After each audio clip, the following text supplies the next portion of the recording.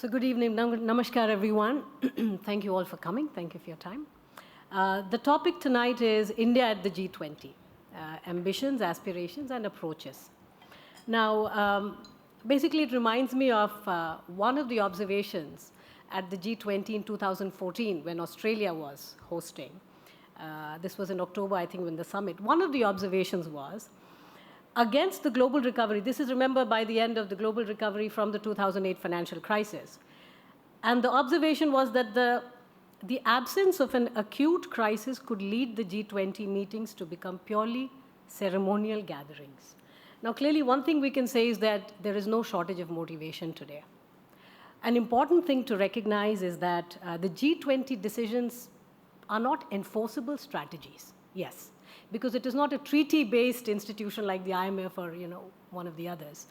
However, this is a very important platform where a comprehensive proposal is put forth by the host country and, of course, with the support of all other members, which can then and which does eventually get enforced when it is plugged into one of the treaty-based institutions. So this becomes a very important platform for any host country and, of course, for all members to then put together a coherent theme, a change, the shared problems, etc. But one of the things that I think doesn't get enough attention is the map, the mutual assessment process within the G20. So we must remember that while we talk about India's ambitions, and that is what we're here to talk about, we must also think of, can we think of mechanisms that exist within the G20 which can help us bring forth some of our own concerns and make it everybody's, makes it that of the group. We are very glad to have an excellent, a splendid panel of fantastic speakers today. We will start with Dr. Deepak Mishra, who's the director at ICRIER, and then we'll go in that order. We will start with opening remarks, and then we will have a larger conversation. Now, Deepak, and this is to the others on the panel as well, the large issue we are going to, we'd like you to talk about is, number one, what do you think India's ambitions and aspirations ought to be from the G20 presidency? That's number one. And number two, how do you think can we champion the collective cause of the emerging market?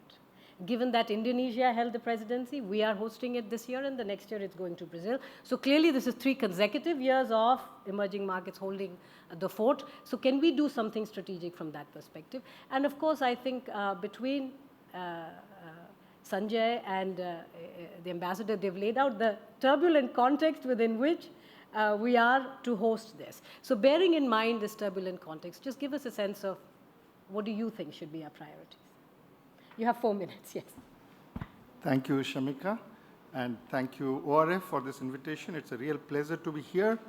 I think let me just begin by, in some sense, picking up from where Mr. Joshi left. I think we all agree that India is likely to take over G20 presidency at a time of most turbulent times in world history, marked by multiple global fragilities. So we have one G20 member which is in active war. One is contemplating to join one, and there are several G20 members who are in proxy war with each other.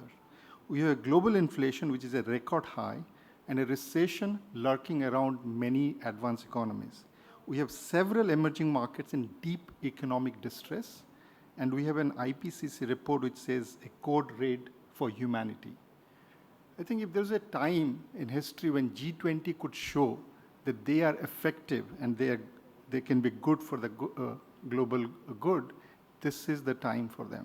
So can G20, and especially India as its president in 2023, could come to the rescue of the world economy? And I would say yes, provided we play our cards well.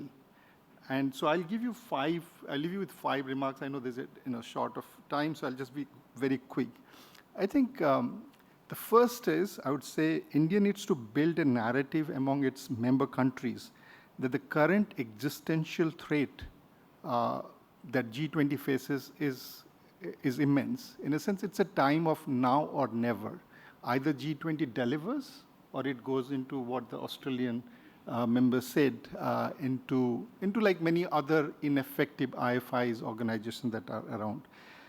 But it can be, this crisis can be an opportunity, and it is an opportunity to restore G20 mandate, its relevance, and its effectiveness. So I would say that's one important thing, is to make sure that we work with the member states to have this urgency filling in G20. I think second is to manage expectations with the rest of the world, and managing expectation down so that even if India can manage to get a photo up of all G20 members, and today they can't even look at each other, they can't be in the same room today. So we don't even know whether Mr. Biden will be there in Bali if Mr. Putin is there. So I would say it's very important to manage expectation low rather than manage expectation high, so that even a photo op would look like a success. And when it comes to specific ideas, let me put out a few things. We are doing some work at ICRIER which shows that when it comes to G20 commitments, there is an explosion of commitments that G20 has done. And compliance also looks high, but if you look at reforms which are oriented toward external market, which is about trade and financial regulation, macroeconomy, or IFI reforms,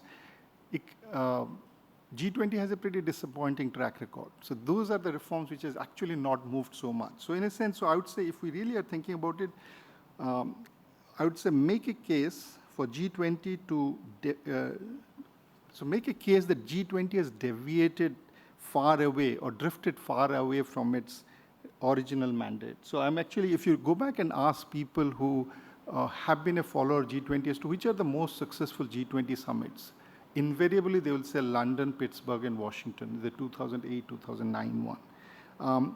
And so if that's the case, and I know that's not the popular view in this room, but I want to put it anyway, so we need to really work with the G20 architect of the original G20, like say Larry Summers, Paul Michel, or Gordon Brown, as well as policymakers in developing countries in Brazil, Turkey, Indonesia, and South Africa, and India, to build this narrative that we have drifted too far and we really need to come back, because this is a crisis moment. This is not the usual year of G20. And then pitch the India G20 presidency as a return to G20's original mandate with emphasis on macro stability and crisis management, free, fair, and unimpeded trade in goods, services, and people, and reform of global financial institutions, and finally, sustainable financing to fight against climate change.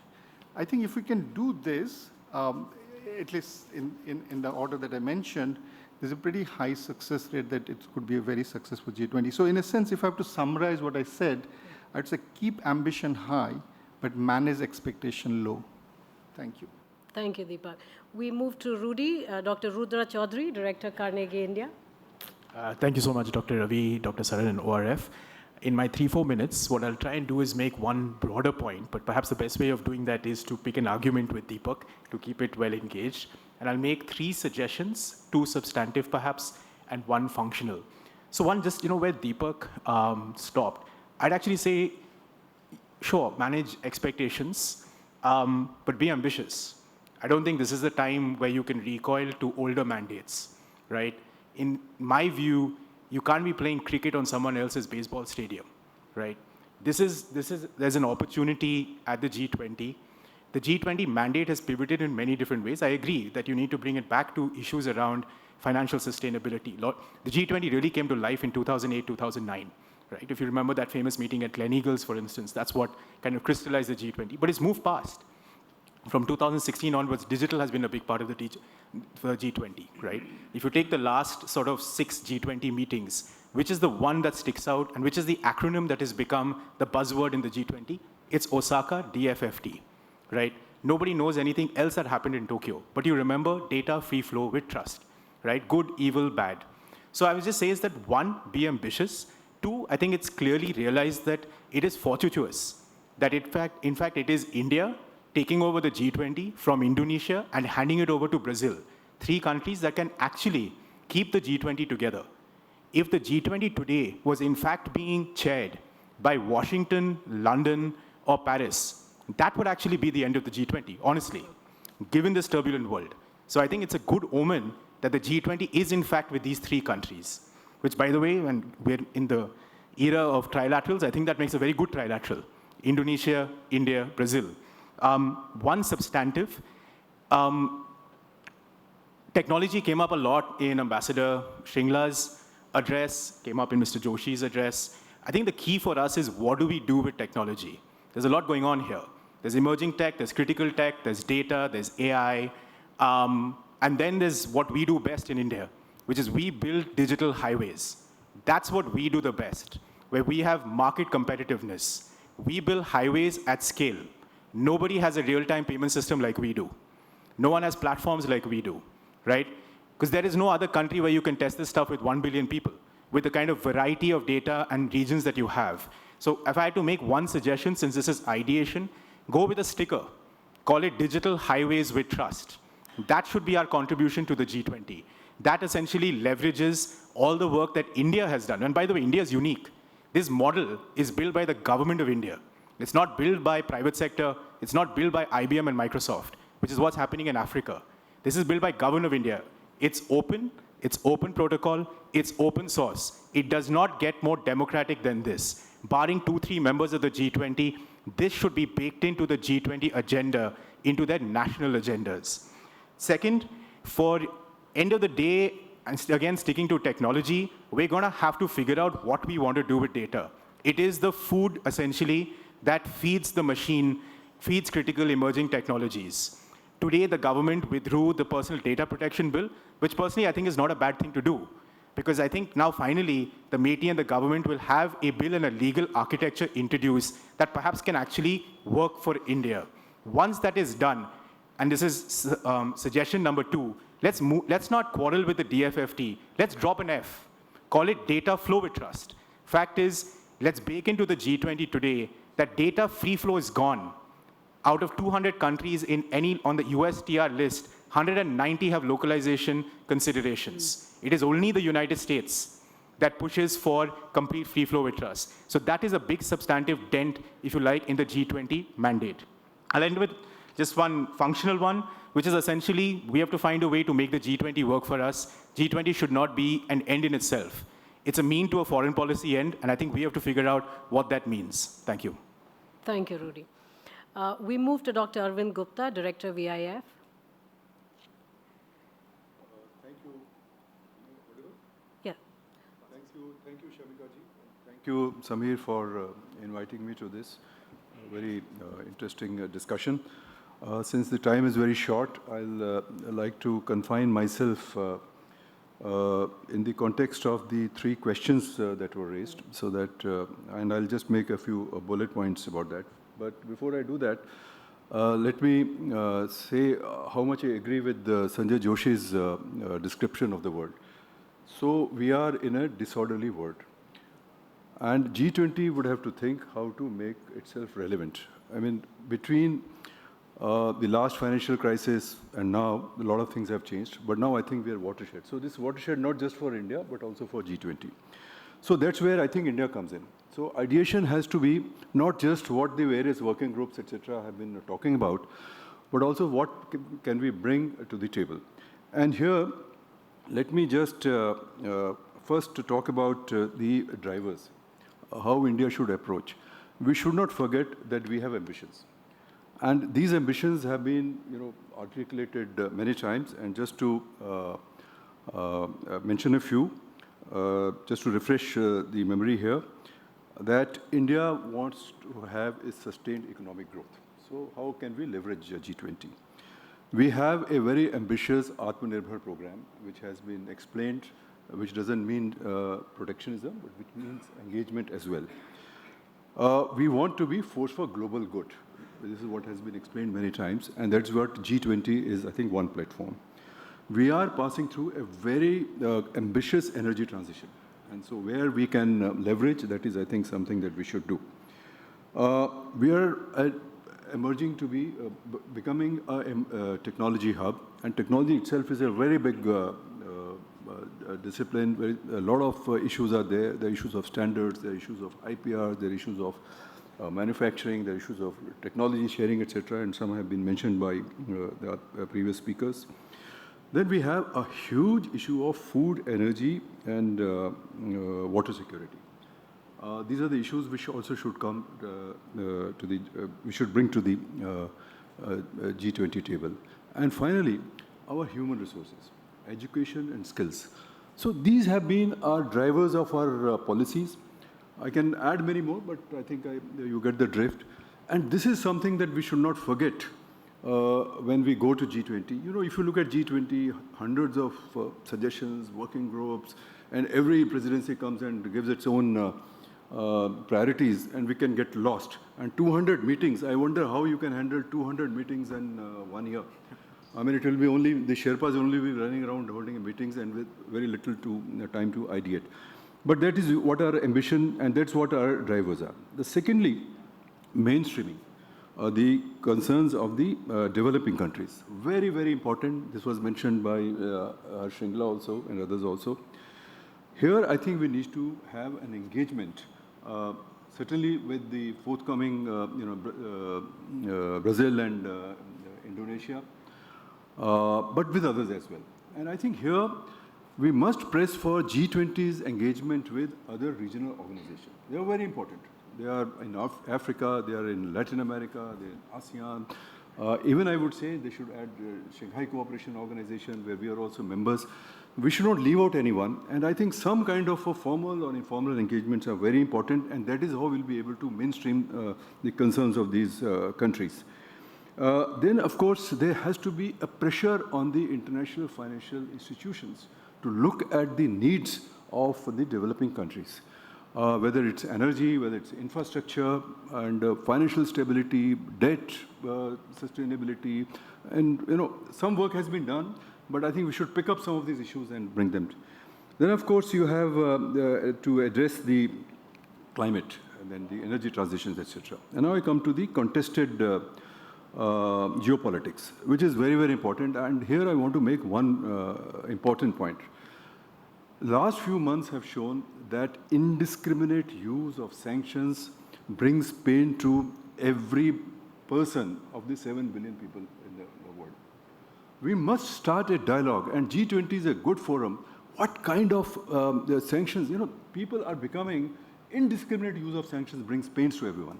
And I think we must start a dialogue on sanctions, and the G20 is a good forum.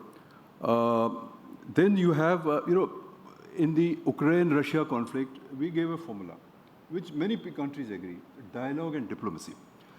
We must resort to that. Otherwise, these unilateral actions, which now yesterday saw what happened, Pelosi landing in Taiwan, etc., another conflict, another crisis in the making. So dialogue and diplomacy, and that it should not just become a slogan, but that should somehow, we should engage and get more ideas how do we navigate the various conflicts. And then we must, very important, nobody will listen to you unless you build your own strength. And I can see several generals and diplomats sitting here. It's very important that we should build our economic strength and military strengths. We should not forget our military strengths and in all its dimensions. That is something that we have to do. Then only we'll be able to navigate ourselves through. And of course, the building our economy and technology. So I'll stop here. Thank you. Thank you. We move to Dr. Ila Patnaik, Chief Economist at the Aditya Birla Group. Thank you so much. Thank you, Shamika. I'm going to just take a deep dive into one of the questions you asked, because I think the previous 6 speakers have already covered a lot of the grounds, and that is into the question of how can India push the priorities of developing countries. Now, this year has been very difficult, but the next year is not going to be easy either. The world is going to see a sharp slowdown. There is a perfect storm that we macroeconomists would like to call it, which is the US economy will slow down because monetary policy will try to get inflation under control. EU has slowed down and will slow down further because of the war and the fuel and energy crisis. And China, with its zero COVID policy, is also seeing signs of slowdown. So what we are seeing is 3 of the biggest economies, which contribute to a bulk of global GDP, are going to see a slowdown. in the midst of that, of course, each one has to follow policies that are good for them, like we would want to do. But when they do that, that leads to spillovers. Remember the time when the US Fed simply said that they would do a taper tantrum. They didn't say they would do a taper tantrum, I'm sorry. They said they would do a tightening or reduction in the balance sheet of the US Federal Reserve, which we call a taper tantrum. And emerging economies, developing countries, we saw huge volatility in markets, exchange rates depreciated, interest rates went up. The coming 18 months is expected to be very difficult. My point on that would be, can the G20 forum be used to say, do what you have to do, but can you please take care of the spillover effects on poor and developing countries? So that would be my first point, that yes, you have to tighten monetary policy, you've got 9% inflation and so on, but please, can we coordinate so that, or maybe sometimes even open swap lines and do various things so that the effect on poor countries is minimized? So that's point number one. The second is on climate change. Now, as we know, with what has happened in with the war and with the gas and oil supplies to Europe and their decision not to buy them from Russia, or Russia's decision not to take them, that's not my domain, and I'm not going to get into that. But what that has meant is that commitments to reduce carbon emissions, commitments to move away from coal, have now started changing. It's also going to be very difficult for us, which it already was, to do this energy transition. I think in July, the European Parliament, I read, has changed taxonomies and has classified nuclear power and gas as green. What concerns me more is nuclear power. But the European Investment Bank has yet to recognize nuclear power as green, which means that finance doesn't come into it. For a country like India, making a transition away from coal when the other technologies are far away and are difficult. So there is solar, but it is not 24/7. There is wind, but it is not 24/7. Batteries are very expensive. So can we push multilateral organizations to do what is good for the greater good in countries like ours? And can the G20 be a forum like that? Because multilateral organizations are also present. Multilateral banks, all the MDBs are present and part of the whole framework. My third short point, and I'm going to stop, sorry, Shamika. My third short point is food, fuel has hit small, poor countries like nothing before. The number of countries that are hugely indebted and are, we just have to look around India, whether we look south or we look east. There are small developing countries which first got hit with COVID. After COVID, they got hit because of the food and fuel crisis. They are now in a situation where there is hunger, there's starvation, where they don't have fuel even to take people to hospitals. And yet the international community, yes, it should discuss many things, but is not discussing that humanitarian crisis. What is the solution forward for helping out all these? There could be easily up to 100 small countries which fall into a debt trap, which default, and which subsequently are not able to import food and fuel. And today there seems to be no plan on the table, and that's something that India will need to do at the G20. Thank you. Thank you, Ila. We finally come to Ambassador Mohan Kumar, Chairman RIS. Yes. Thank you, Shamika. I want to thank ORF for this opportunity. Strongly tempted to say I agree and then look forward to the sumptuous dinner on offer, but I'm worried about my reputation, so I'll have to say something. Look, 1999, the G20 was established. It took them 20 years until 2021 when they came up with a communique of development ministers. And it did not even get mention in the press. And that bothered me. This was in a town called Matera in Italy, and this was on June 29th, 2021. The first ever communique from the G20 leaders on development, which had three important aspects. One is the SDGs, and we talked a little bit. By the way, I do agree with everything that has been said before me, actually. So SDGs, the Addis Ababa Action Agenda, and of course the UNFCCC, the Framework Convention. What I would love, in addition to all that has been said, Shamika, for India to do, is words, words, and words. Nobody bothers, nobody cares.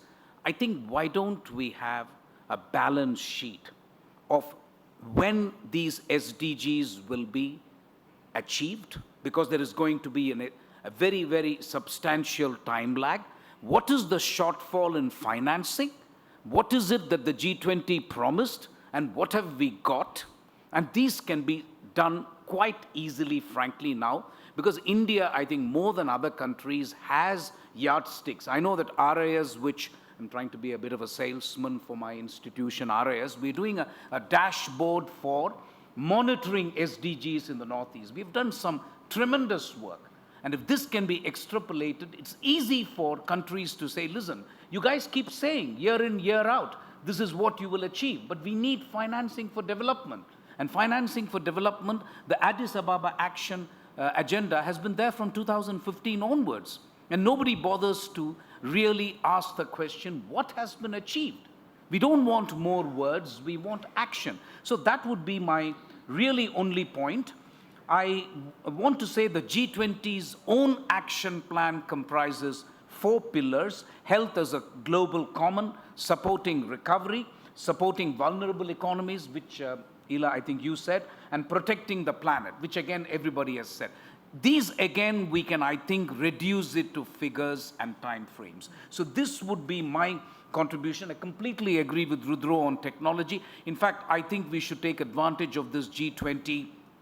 I have no doubt that we will have meetings in Kerala and Kashmir and wherever you want to have it, but I would also be equally interested in showcasing CoWIN and the platform CoWIN and the United Payments Interface. I think we should make a big deal about this, because it is a big deal, as everybody has said. And we should be very proud of what we have done, so that the G20 countries can come and see for themselves, this is what we are doing. And especially if the ONDC, which has been announced today, which is the Open Network for Digital Commerce, which has been announced today, yesterday, no, it's not an old thing. It has been, no, 2 months? A few months, okay. I thought you'd say few years. Okay, few months.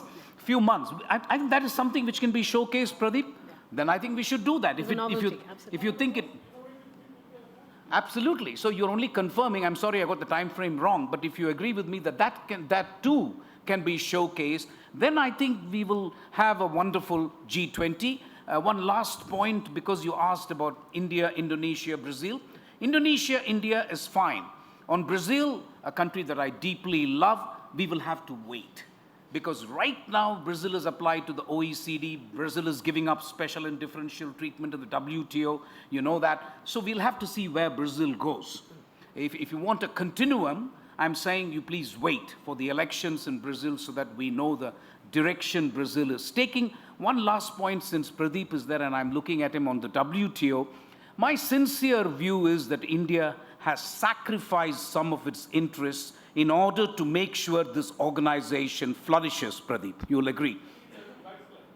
Exactly. So at least make sure you get brownie points for that. I mean, we have contributed our might to multilateralism. Why not get some brownie points and make sure the WTO does what it has promised to do for developing and least developed countries. I'll stop here, Shamika. Oh, great. Thank you. Thank you, Mohan. Now we'll have one round of quick sort of considerations from each of you on the fact that while, of course, India's overall role of championing emerging market cause, and each of you did talk about it, but we all realize that growing protectionism is a threat to emerging markets in particular. And yet, emerging markets are the ones who gain much more from open trade and just reducing a lot of these barriers which are being erected as we speak in different forms. It's coming in terms of finance, it's in the trade. What are your thoughts in terms of us balancing? One is internal policies ourselves, and I think that is something each of you would have heard in the speakers, that there are a lot of internal policies which have also got to fall in place, whether it is human resources, whether it is technology. We have to set a lot of domestic policies in place. However, when we're trying to converge on a G20 proposal over, let's say, over the next 1 year, we want to push forth an idea.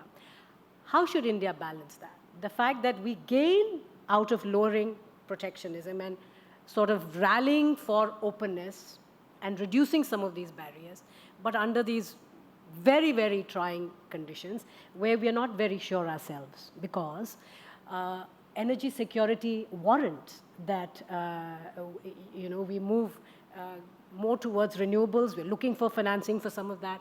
Food security warrants some of the measures we have seen. Defense security warrants some of the measures that we have seen more recently. So the whole idea of Atmanirbharta is not something we can take lightly. So the balance that a country like India has to play in such a situation, what are your quick thoughts on that? And then we'll open it to the members, the audience. Deepak, we'll start with you.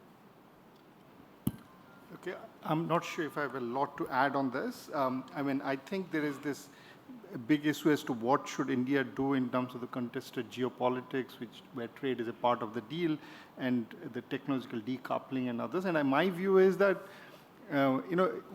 India should try to have a successful G20. Sometimes it might involve compromising on not trying to push your agenda too much. And my interaction with MEA and the G20 secretary seems to suggest that they really want to make it a successful G20, not a successful showcase of India's development. And I think that's a very important distinction to be made. In which case, I would say whenever, if we really want to care for a good, successful G20 and we want to prioritize developing countries' issues, it would mean compromise. And one of the compromise would be not to take up issues which are extremely sensitive, where G20 countries have very diverse view on it. So rather than confronting them and trying to say that we'll find a solution to this, my advice would be to sidestep those issues, which would mean some of the things. But when it comes to trade, I think G20 has a terrible track record on trade reforms. In fact, among all the thematic areas G20 has taken up, if you look at the number of compliance, trade is the lowest, and the variance across countries over summit is the highest. So it means, you have done the least reform on trade, and you have the most variability in this. So clearly, that's the issue that developing countries care for. I think the rich countries have come to realize that this is not going to work out, the whole weaponization of the trade. So this is a good moment to push some of the trade agenda back into the G20, which hasn't happened so far. Thank you. Double down on Italy's, the Italian presidency, the set of issues they talked about. Well, we know very largely that trade reforms have been poor cousins to macro and finance reforms at this forum always. And therefore, we are back to, the main, again, the core issue, that protectionism in many ways is being felt in the trade arena itself. So Rudy, your thoughts on this? Thanks, Shamika. I think, so on the protectionism pitch, I'll just come back to technology. So if you take data, for instance, and here perhaps, something to be said about that, we'll have to be ambitious. Last year, there was no mention of data free flow with trust, right? Since Osaka, it's kind of sunk primarily because, we've, I think, for very good reason, have taken a strong position. So has Indonesia, South Africa, and now many other countries. I generally think that this is an opportunity where majority of G20 countries have willy-nilly come around to the view that free flow of trust is over. It's not going to happen, right? Big tech has come around to the view, and they're already preparing their products for localization, right? And that's not just an Indian phenomenon. So I think to keep a balance between what we may call quote-unquote protectionism and a balance with free movement, right? And I think that balance, it's going to be tricky. And I don't know if you can actually take the F out of DFFT, but if you can, I think it'll be a significant contribution which will basically drive all this stuff we're talking about in tech. One last point on kind of taking India Stack global and basically making kind of making something out of our digital highways, we should also be careful not to oversell what we have. ONDC is yet to be tested, right? Sure. The only scalable digital highway we have today is UPI. Yeah. The only platform we have is COIN. AB Ayushman Bharat is a while away. UHI is a great architecture, and that speaks to development goals, right? It's open protocols. If UHI can be used in Uganda, in Zambia, in Africa, it's superb, right? But it's a while away. So I think we'll have to be careful when we say, I think digital highways is a good pivot. And the last point I'll raise is that, as much as, Deepak has obviously, interacted a lot more maybe with the ME and others, but I'll say, it'll be a shame if 10 years from now we go away from this G20, from my view, and just said, yes, we had a good G20. What do we want of the G20 for Indian foreign policy, right? Today, we all know about India stack. Large parts of the world still don't know what India stack is. Why is that? Is it our failure? So I'll just say is that I think we should be optimistically ambitious. Thank you, Rudy. Dr. Gupta? 3 quick points. One is that I think we should, yes, we should have a successful G20, but it's not entirely in our hands. Look at the geopolitics, and I think it's going to get worse. By the time we negotiate this, one can't be too sure whether, even if you want to have a successful G20, whether that will happen or no. Second point, I think it's very important that we should project, as Mohan also said and as Rudra also said, what India has done. Because if this is a platform, if you don't do it now, then when will you do it? And this will be picked up. It is not really aimed only at G20. It's at the emerging markets, at the developing countries. And that's where our constituency is going to be. G20 is just 20 countries, and they are fighting with each other. So I think we should certainly bring that to the table, our achievements and so on, and how we can help. And the third is about protectionism. Now, of course, you all are trade people, and I'm not really the competent person to talk about it. But what I can see is, as a common person, if they can have protectionism in agriculture, and for us, food security is so important. If we had gone by their remedies and their suggestions, our food security would have gone. So I think protectionism is a balancing game. Atmanirbharta is also a game of balancing it. And certainly, one specific point about defense, I think it's very important that we build our defense capabilities. We are going an Atmanirbharta way, but we are still not there. So I think we'll have to get that balance right there, and that, of course, also ties up with the technology question. Thank you. Dr. Patnaik? So, Shamika, we're talking about trade at a time when one country has not just put sanctions on another, but is pressurizing others to put sanctions on another. And even if all we achieve is a world where trade happens, is, I think, a big achievement. Because I just want to point you to Janet Yellen's speech. So the US Treasury Secretary in April says, where she talks about Russia. So half the speech is about Russia and what Russia did and sanctions against Russia. But the second half of the speech basically says that China is continuing to trade with Russia, and don't think that the US is not going to take that into account in its relationship with China.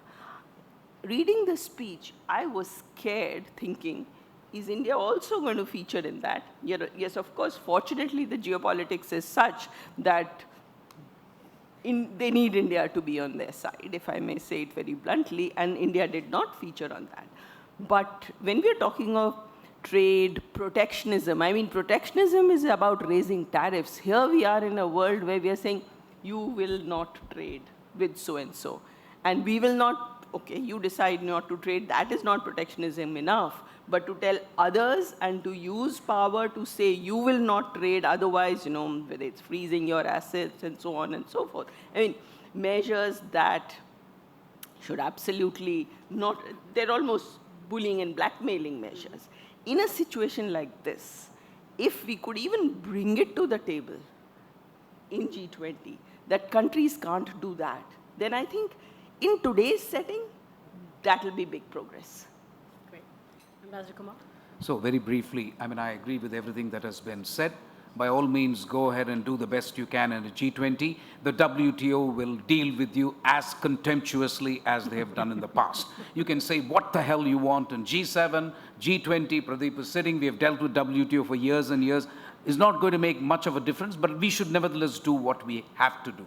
I think the one thing that worries me, Shamika, which has not been mentioned is Donald Trump started this thing of G20 -1. A statement was issued when the United States dissociated itself from G20. Now you have established a precedent of the foreign ministers meeting and Indonesia saying there is no joint statement, there is a chairman's statement. I think India will have to keep this in mind. As Arvind says, the Russian war in Ukraine is not going to leave us anytime soon.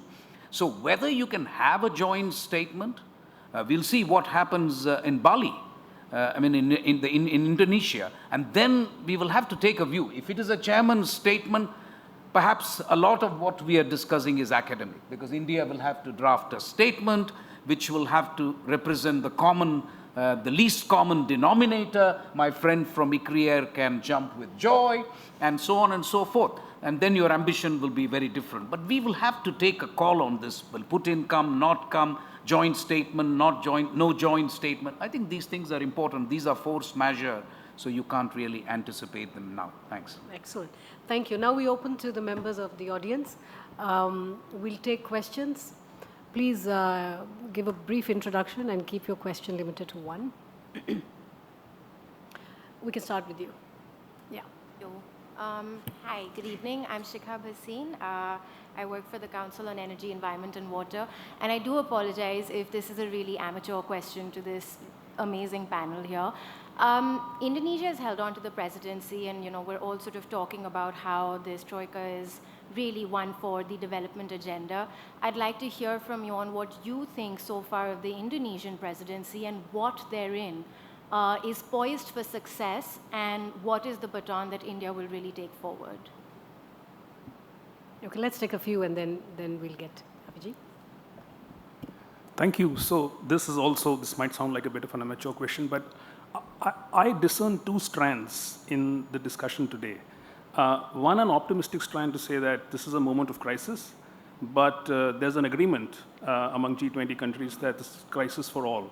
And then let's all get together, put our heads together, combine forces, and try and tackle the challenges. The other strand I discern was a not so optimistic strand to say that this is not just a moment of crisis, this is crisis of confidence, wherein the divisions are so big between the big powers at least, and following the war in Ukraine, but also the fact that this time when the economies are tanking, there's recession, there's food crisis, fuel crisis, etc. There's absolutely not going to be any empathy among countries for each other or consideration. Now, these are two very different ways of approaching the presidency. I mean, one stand is that we should highlight our achievements and try and identify an agenda where we can work together. The other to say that all of that's not going to help, because ultimately we are going to have to develop more confidence among the big players. What does the panel feel about which sort of approach will be the better approach to tackle this problem that we face now? Are we, in a sense, underestimating the proportions of the challenge we face right now? So, okay, Pradeep. Okay, 3 questions, and then we'll have the panelists respond. Pradeep? No, I would like to understand as to what is it that we should think in terms of what we want out of the G20 meeting. I think I noticed 2 different strands, and as Deepak pointed out, that sensitivity is required. How do we deal? And if we want a successful G20 meeting, we are looking at the world, our vision of the world, as something which should be an outcome of the G20, rather than to look at as to what is it that we need to talk about in terms of our own achievements. That we should do in any case and all the time. Why should we wait for the G20? Whatever we are doing, UPI, for example, is a fantastic thing that we've done in the world. Nobody else has done it. So that has to be done continuously. The MEA has already set up a division called NEST, which is required to do all that. That needs in public policy. So these are things which need to be done on a continuing basis, in spite of all this. So therefore, I think we should have our mind very clear as to what is it that we want out of it. Secondly, just a few reactions on Atmanirbharta, for example. If you remember, the context of Atmanirbharta came at the time when we wanted to ban trade with China at that point of time. Particularly, we were relying upon, a lot of goods coming from China, and that did not really help very much. So I felt that it was more like the Prime Minister talking about Atma Vishwas rather than Atmanirbharta, because there were many things which are happening. You remember, Mohan, that a lot of FTAs we were rejecting. Suddenly now we are welcoming FTAs. We've suddenly become open. You can never accuse us of consistency. Yeah, no. No, what I'm saying is that our interpretation of Atmanirbharta is wrong. It is not self-reliance, but it is self-confidence. That is what was intended to be said, and a word has been used in this way, and therefore it has got carried away like this. Now, protectionism is going on today in every country. Trade protection. Pradeep, you'll have to wrap up. No, I'll wrap up. Trade protectionism is happening in all the countries, including in India. We've been raising tariffs, and at times we are sort of harming our own interests, unfortunately. That is a matter of debate, so let's not get into that. Let me go back to the point that I made, was what is it that we expect out of G20? There's a couple of things which Mohan pointed out. Achievement of SDGs, for example. What is it that we can do there? Now, we have this political problem of Russia there and not there, what happened in Indonesia, for example, and these problems will continue to happen. But an important thing what we must understand is that, and I feel proud about what India has done at the WTO as well. Let me tell you that. And this is something which I would like to share with all, that we have been strongly advocating multilateralism. And by remaining aloof from the Russia-Ukraine thing, we have proven to the world that we are consistent. Mind you, Mohan, it's not that we are not inconsistent. We can be consistent, and we have built up a very good image. And in that same image, the Prime Minister told Piyush Goyal in Geneva, and this is something which I know from very reliable sources, that we want a deal. We don't want the WTO ministerial to fail. It just sends a bad signal. So what I'm trying to say is that there are a lot of things which are happening which we must understand from the the top level here as to where is it that they want to place India, and therefore India is now rising in the Committee of Nations, which is what we must keep in mind, and therefore we should start thinking about what is it that we want out of G20 meeting, rather than to talk about what we are doing. What we are doing, we can do in any case all the time. All right. Great. Thanks. So what we'll do is basically we have two questions. One very specific on Indonesian baton that we must take and run. Is there anything that stands out in particular? And the second, Abhijit's question of should we focus on confidence building or should we be pushing our own agenda? And I think eventually it's the same balancing act. I think each speaker has tried to do justice to. And I think Pradeep's commentary, I didn't get the question, Pradeep, but I hear you. The commentary was along the same line, that look, can we have greater clarity on this? And what do you think? I mean, this is a very difficult question to ask.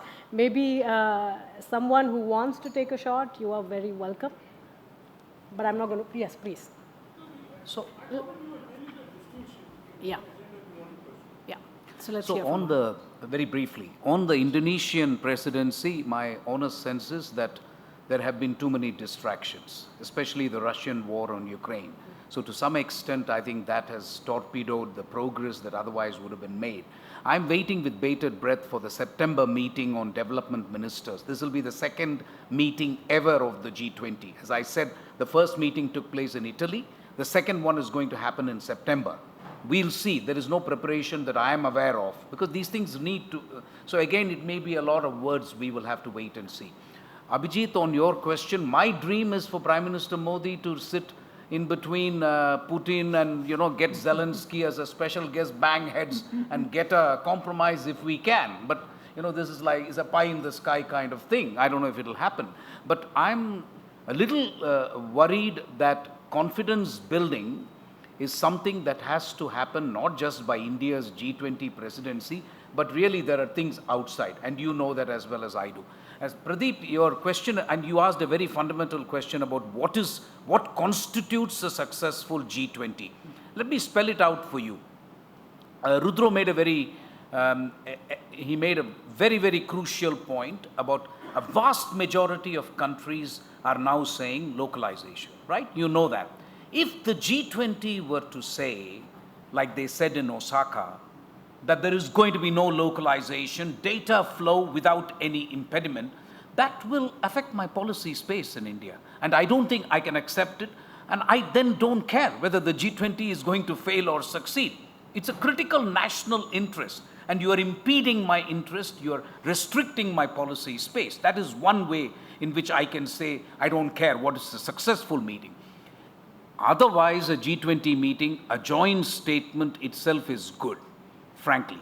And if we can at least get them to accept that whether it is 0.7% of the gross national income as ODA, whether it is $100 billion a year for climate finance, or whether it is a question of infrastructure finance where the G20 has an action plan, there has been a singular failure in meeting these targets. What has success got to do with it? Why don't you allow me to spell it out, maybe in a non-acrimonious fashion? There are enough diplomats who will couch it in wonderful language, but we at least say that, listen, finance is not forthcoming. Yeah. There is a crisis.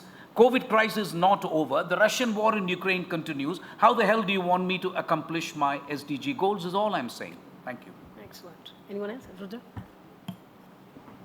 Just one question on Indonesia. You know, I was in Bali 3 weeks ago, and the one thing that strikes you, I was there when you had the central bankers meeting. It's austere. If you walk around Bali, right, you get a sense that, yes, there's a G20 meeting happening. But for them and any official you talk to, there's only one consideration, and that is recovery, right? So Indonesia was very smart. They said, listen, if we can keep this together, that's a huge feat. So their imperative was, let's find a way to band-aid our way through. Let's accept that we're living in austere times. By the way, that is austerity. I'm guessing in India, it'll be the other end of the spectrum. But I really hope not, actually, right? But it's worth keeping that in mind. And third is they said, we have a key objective, health, digital transformation, right? And the third, which was more mechanical, was very simple for Indonesia, which is how do we get tourism back into Indonesia post-COVID? Actually, their G20 goal was how do we get tourism back into Indonesia? And I think that teaches us something on the following two questions. One is, if I have my global hat on, I'd say if we can manage, and I think India can, right? Even perhaps a tad better than Indonesia, right? In getting people together, in getting signatures potentially on some document. That's with my global hat on, and that's my ambition. But if I wear my Indian hat on, and as a citizen, I would essentially say is we have to identify clearly how we can leverage the G20 for everything else we do in a very specific way. Have one big takeaway that everyone remembers and works on. That's a product, whether it's in tech, and it will possibly be in technology. Right? The other is, I remember the PM gave a speech around the G20 where he said, use the G20 to go to other parts of the world, bring them all together. We should use the G20 to go to non-G20 countries. We should be in Africa, in Asia, and use the G20 momentum purely from self-interest. Anyone else? Okay, let's go to round two. Oh, looks like, great. I think, Mohan, you have intimidated people enough with your... Okay, great, excellent. Thank you all for such candid take on each of these topics. It's obviously a very, very difficult balancing game, and it's anyone's guess eventually what we will come out with in terms of concrete measures. But know this, that there is tremendous effort on many tracks simultaneously that are on. And the whole idea of this think tank forum is to be able to plug into some of these conversations. So obviously it doesn't end here. There'll be conversations tomorrow as well. Thank you all.